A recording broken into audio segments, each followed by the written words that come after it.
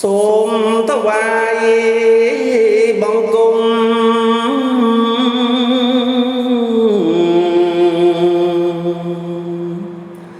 ព្រះសម្ពុទ្ធប្រសើរបំផុត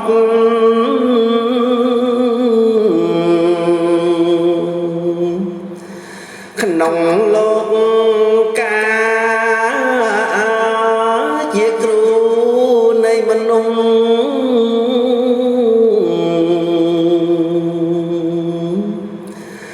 នឹងទេបតាត្រង់ត្រាំងទេសនា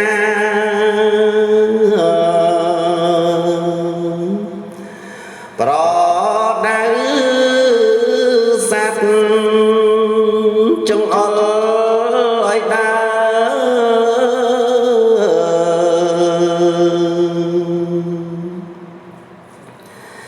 ផ្លូវកណ្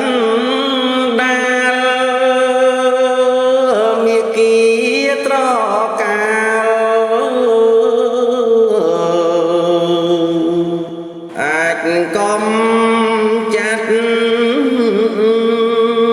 ទុកភ័យចង្រៃ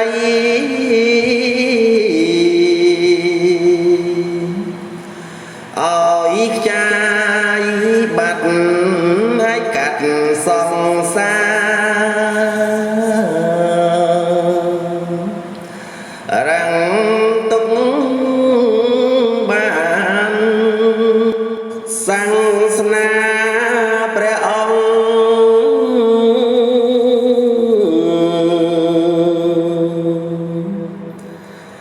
នៅ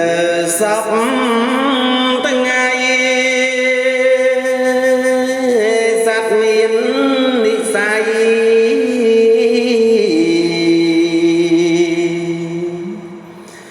ពីបុរាណប្រឹងរៀនប្រឹងស្ដាប់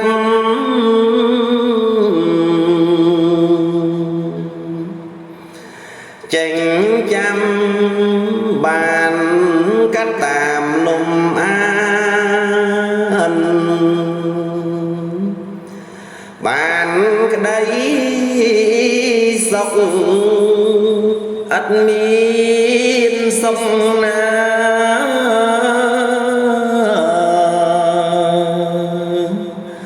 ស្មើក្តី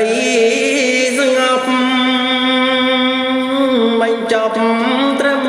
សុខ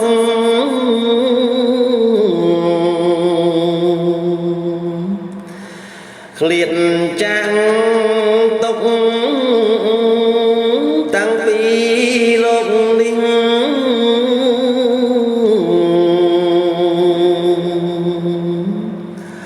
តទៅមុខក្តីសុខនឹងមានព្រមធម៌ស្ងប់ខ្ញុំសូមបង្គំ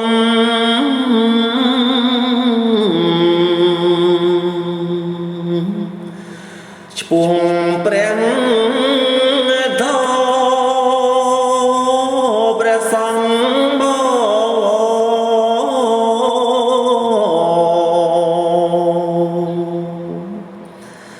ទាំងគ្រប់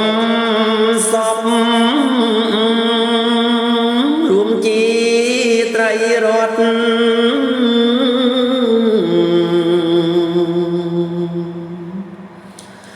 គូគោ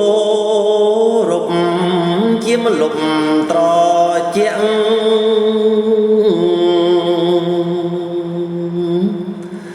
នៃលោកកាព្រះរូបព្រះធាតុ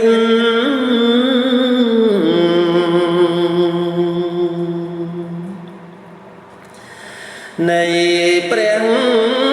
ពុទ្ធវិសុទ្ធតាអង្គ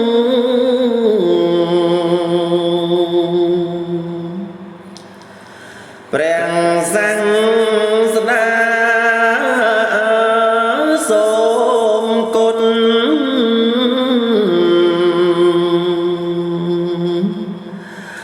ត្រៃរតជួយខែ